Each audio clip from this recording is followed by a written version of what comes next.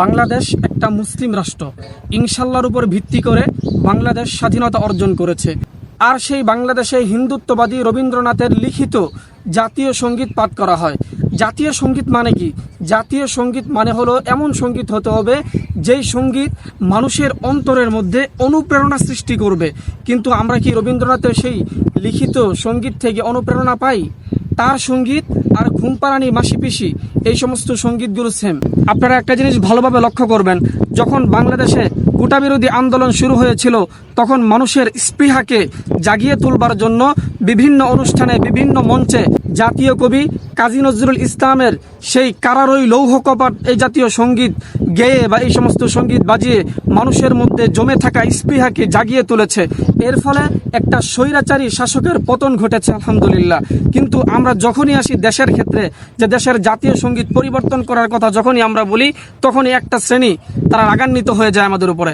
আমাদের প্রশ্ন হলো, দেশটা হলো মুসলিম দেশ, এ দেশটা স্বাধীন করেছে মুসলিম নেতারা, তাহলে এই দেশে কেন হিন্দুত্ববাদীদের লিখিত কবিতা জাতীয় সঙ্গীত হিসাবে পরিচালিত হবে? আমরা সকলেই এমন একটা জাতীয় সঙ্গীত চাই যে জাতীয় সঙ্গীতের মাধ্যমে ঘুমপাড়ানি মাসি পিসির মতো ফিলিংস আমাদের মনে হবে না। জাতীয় কবি কাজী নজরুল ইসলামের লিখিত কারারই লৌহ কপাট এই জাতীয় সঙ্গীতের মতো আমাদের বুকের মধ্যে সাহস যোগায়। এই সমস্ত লিখিত কবিতা আমরা আমাদের দেশের জাতীয় সঙ্গীত হিসাবে চাই। আরেকটা বিষয় তো সর্বমহলে স্বীকৃত, সেটা হলো জাতীয় কবি হলো আমাদের মুসলিম কবি কাজী নজরুল ইসলাম সাহেব।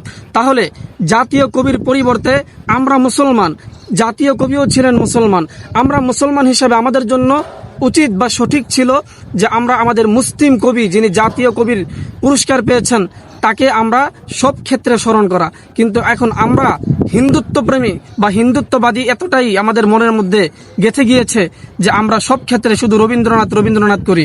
কেন এত রবীন্দ্রনাথ কেন করতে হবে? রবীন্দ্রনাথ তো আমাদের বাংলাদেশ বিরোধী শক্তি ছিল, রবীন্দ্রনাথ তো আমাদের বাংলাদেশের ভার্সিটি বিরোধী শক্তি ছিল। বাংলাদেশে যখন ঢাকা ইউনিভার্সিটি নির্মাণ করা হয় তখন এই রবীন্দ্রনাথই তো বলেছিল যে মূর্খের দেশে আবার কিসের ইউনিভার্সিটি। এখন আমরা ওই রবীন্দ্রনাথকে প্রত্যেকটা ক্ষেত্রে স্মরণ করি। এই সমস্ত জাতির লজ্জা হওয়া উচিত। যারা আমাদেরকে পায়ের মধ্যে পিষিয়ে ফেলতে চেয়েছিল, যারা আমাদের স্বাধীনতাকে হস্তক্ষেপ করেছিল, এখন আমরা স্বাধীনতা পেয়ে তাদেরকেই আবার নতুন করে আমাদের প্রভু মানতে শুরু করেছি, তাদের কাছে আমরা নতুন করে গোলাম হতে শিখেছি।